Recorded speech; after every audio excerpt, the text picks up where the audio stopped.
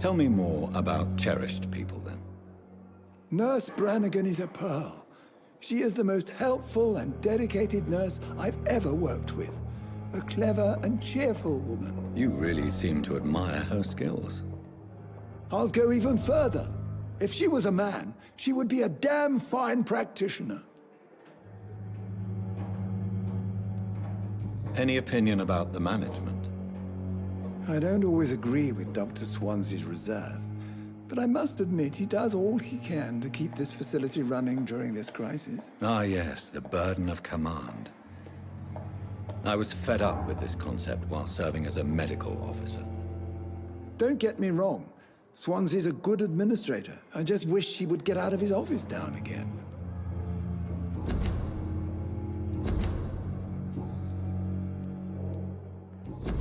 Goodbye, Dr. Tippett.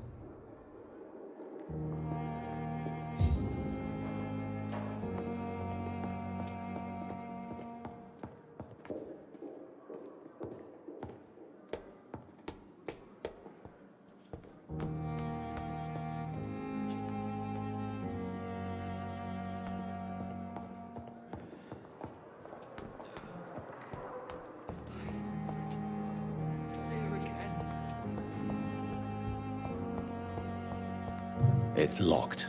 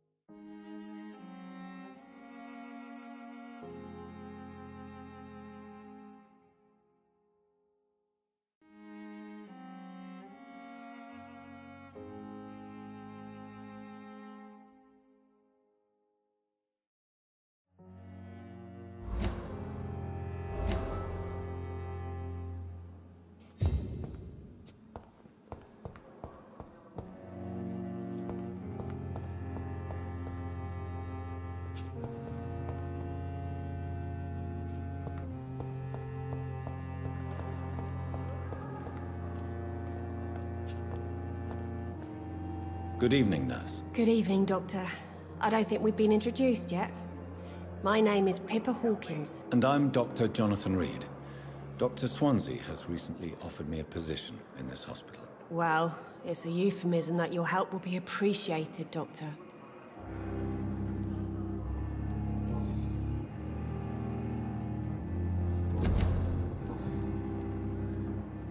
How long have you been a nurse? Well, long enough to see that the epidemic is winning. And no matter how qualified you are, don't tell me you'll change that.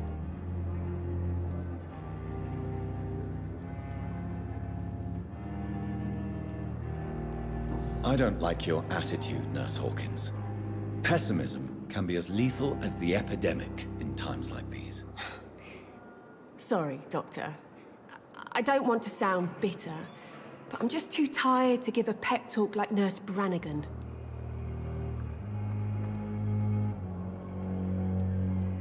How is the Pembroke staff coping with the epidemic? Well, not well. Milton, the ambulance driver, is even more grumpy than usual, especially concerning doctors. Why does Milton dislike doctors? I don't know. Just ask him. But be warned, Milton is not the chatty type. Why is Milton grumpy on a daily basis? is it just an act? Milton's not the kind of man who's bothered about a bad reputation, whether he deserved it or not. How would you describe the situation at the Pembroke Hospital? It's serious. The flu is wreaking havoc amongst the staff and patients. We are running out of everything.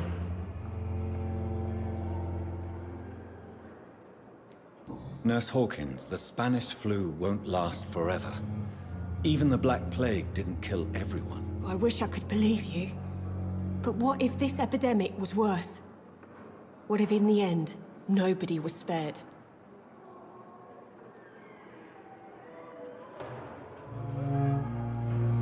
You must get a hold of yourself, nurse. Sorry, I'm exhausted. No one has any idea when this epidemic will be over.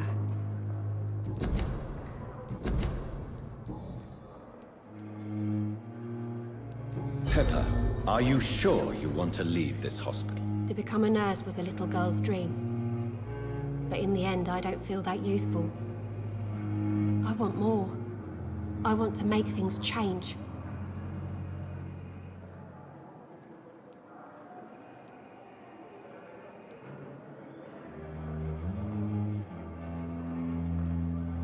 You should be proud of what you've achieved.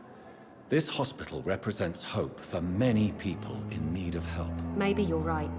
But at the moment, I feel like we're just a cemetery waiting room.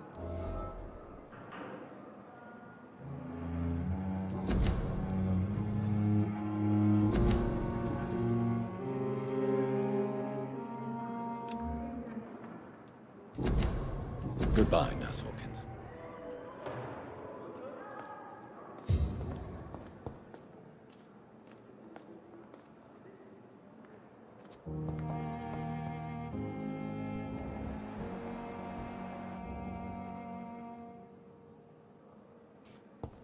It's locked, all right.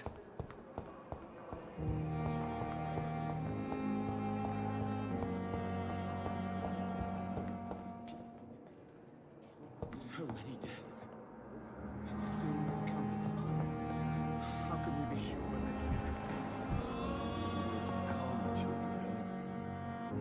Good evening, sir. I'm Dr. Reed. I believe we're going to be colleagues. Reed? Yes, I've been informed about your arrival. I'm Waverly Ackroyd.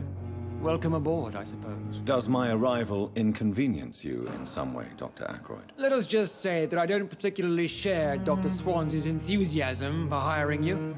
What we need here are reliable professionals, not overrated dabblers. Thank you for your time. We'll talk later.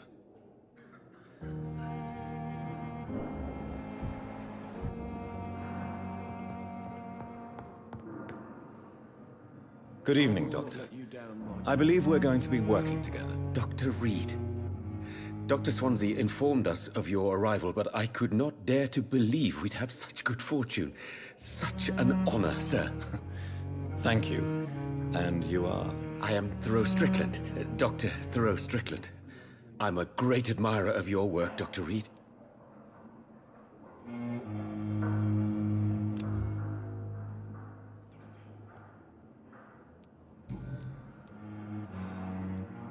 Please, could you tell me something about yourself? I'm a great admirer of your work concerning blood transfusion, Dr. Reed. I run my own experiments. I'm convinced it's the future. I based my technique on my mentor's research. He helped me perfect my method. What is yours? I'd rather not talk about it. For now, it's just theories and first approach.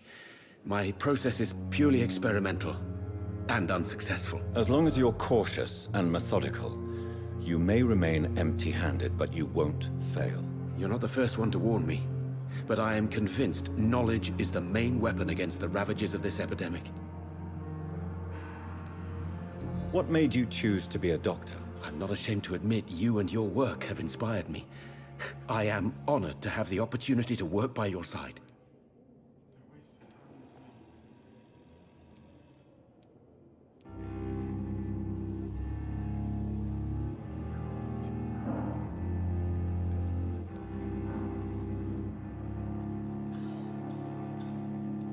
I'll give you some advice, but understand that nothing beats practical experience.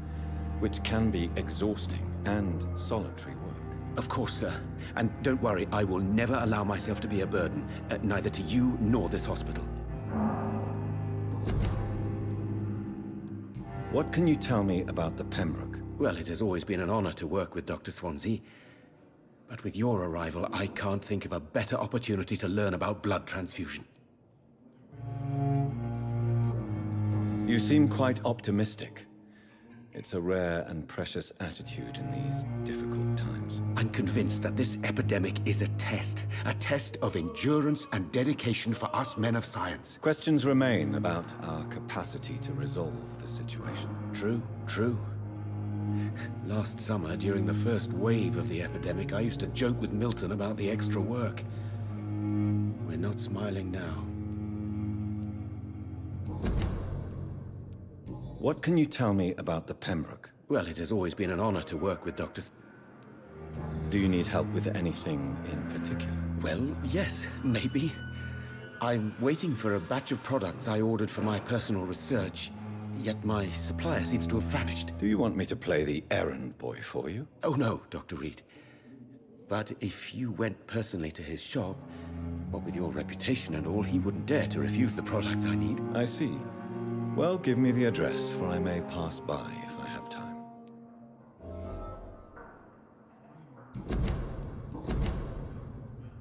Goodbye, Dr. Strickland.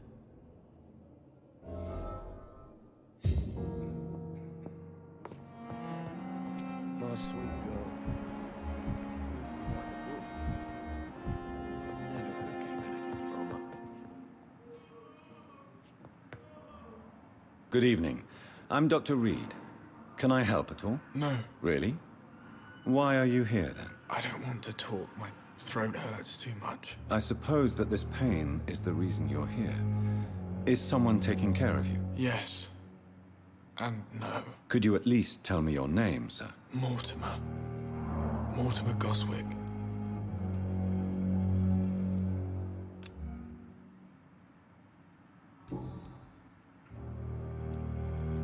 Tell me about yourself, Mr. Goswick. I don't want to talk, Doctor. How painful is your throat, Mr. Goswick? So painful I'd rather not talk at all, Doctor. How painful? So painful I'm sure you realize a doctor and his patient have to communicate, sir. Would it help if I gave you some paper and a pen? Not really. I see. Then maybe it's not just your throat that hurts, Mr. Goswick. Perhaps your sore throat is just the consequence of something more hurtful. Yes, maybe. But I don't want to talk or even write about it now. I have to go now, sir. But don't hesitate to contact me if you need any help. I'm all right. Don't waste your time with me. Good evening, madam. Can I help you? It's my son who needs you, sir. I'm Dr. Jonathan Reed. How can I help your son? I'm Beatrice Goswick, mother of Mortimer Goswick. Could you check on him, please, Dr. Reed? I've heard much of your talents as a physician.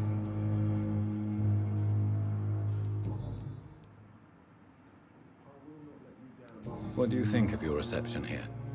Any complaints? I have had the uttermost reservations about this hospital since we arrived. But we had no other choice, considering the state of emergency. Is there something in particular that's bothering you? Some of the staff were not especially welcoming. I suspect they're not accustomed to dealing with patients of such social standing. What can you tell me about yourself, Mrs. Goswick? Not much to say. Just take care of my Mortimer and I'll cover all the expenses. That's all that matters. May I ask if you have an occupation, Mrs. Goswick? I'm a teacher by profession. I teach young women who are more ambitious about their futures than their families. Are you really that rich? Most of the patients here are of a more humble origin, if I may say so. Yes, thanks to my husband. May he rest in peace. I can cover any needed medical expenses. Tell me more about your arrival at the Pembroke Hospital. What gave you such a bad first impression? The ambulance driver was quite rude, for a start. And that nurse, Miss Hawkins, seems to have quite a dubious attitude. What do you mean? She managed to secure a bed for my son despite the epidemic. It was a relief, but it wasn't cheap.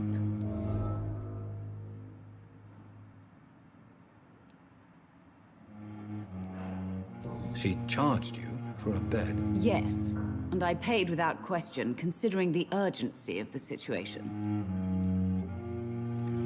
I share your concern, Mrs. Goswick. Be sure that I'll talk to the people involved. I don't expect compensation, Dr. Reed. But I'm aware such behavior would not be tolerated in other hospitals.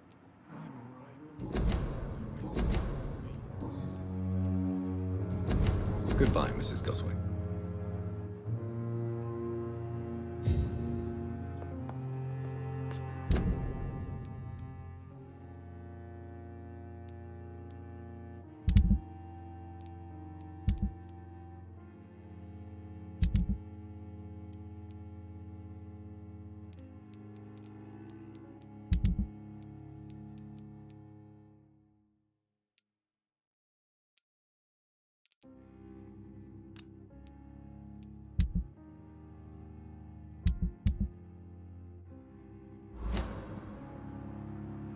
Sweet girl. Reads me like a book. I never could keep anything from her. Good evening, sir. I'm Dr. Reed. May I help you? I don't know if a third opinion is needed. Your colleagues are already arguing about my condition. I see. Would you mind telling me more about your situation? I'm Harvey Fiddick. All I want is to get me bloody arm fixed properly.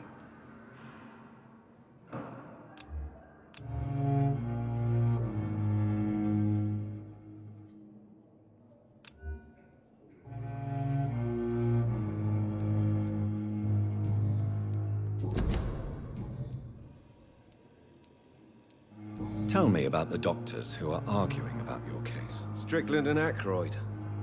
They both want the best for me, but there's a lot of pride there. Doctors are no different from carpenters, it seems. What do you mean? I often had professional arguments with rivals on a building site.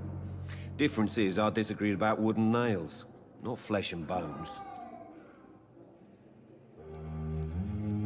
Tell me about yourself, Mr. Fiddick. I'm just a regular guy waiting to get his arm fixed, so I can return to work and to my family. I was more curious about what you were doing before being hospitalized. I'm a carpenter, and a good one too. But that means I need both arms to feed my family, Dr. Reed.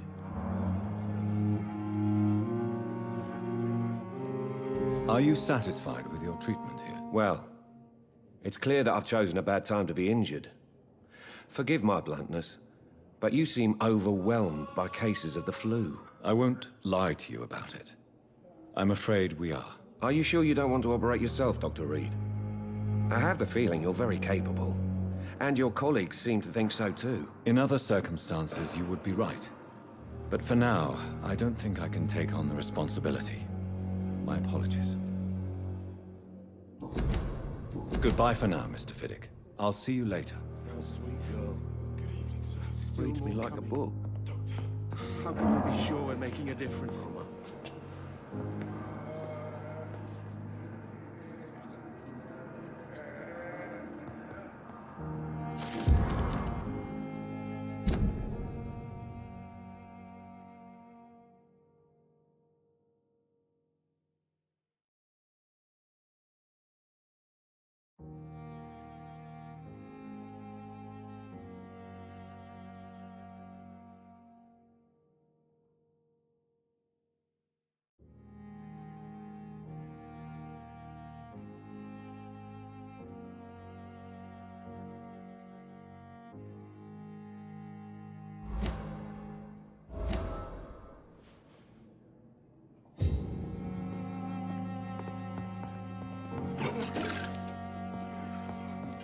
I will not let you down, my boy.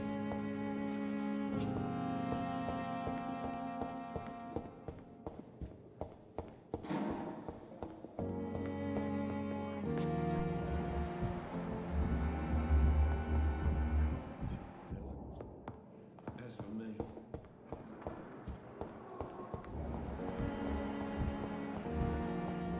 dead flesh needs it. Oh, please spare me, Dark Queen. Spare your obedient slave.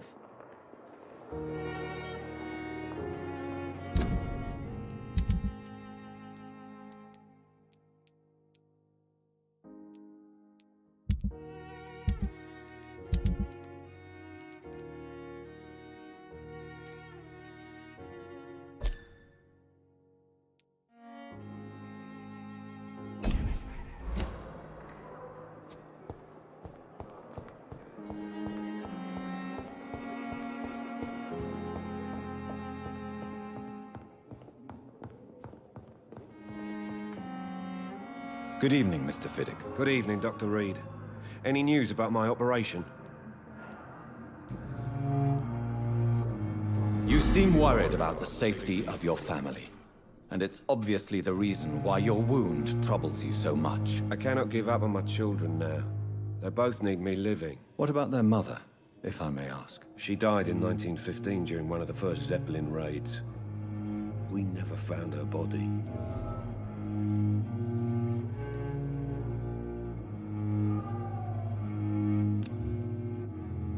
Tell me more about the death of your wife, Harvey. 1915. I was in the army, building workshops for the Royal Flying Corps. Helen was happy I wasn't sent to the front. What happened? The Germans sent Zeppelins to bomb the construction site, but they missed their target. My wife was bringing my dinner when the bombs fell.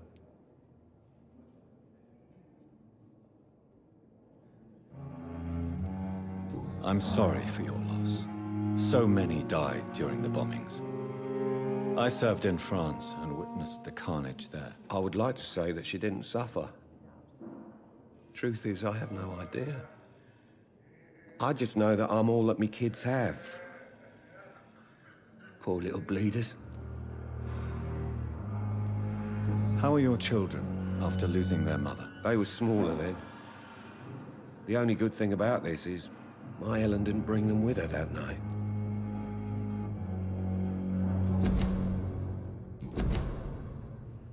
Goodbye for now, Mr. Fiddick. I'll see you later. My sweet girl. Reads me like a book. I never could keep anything from her.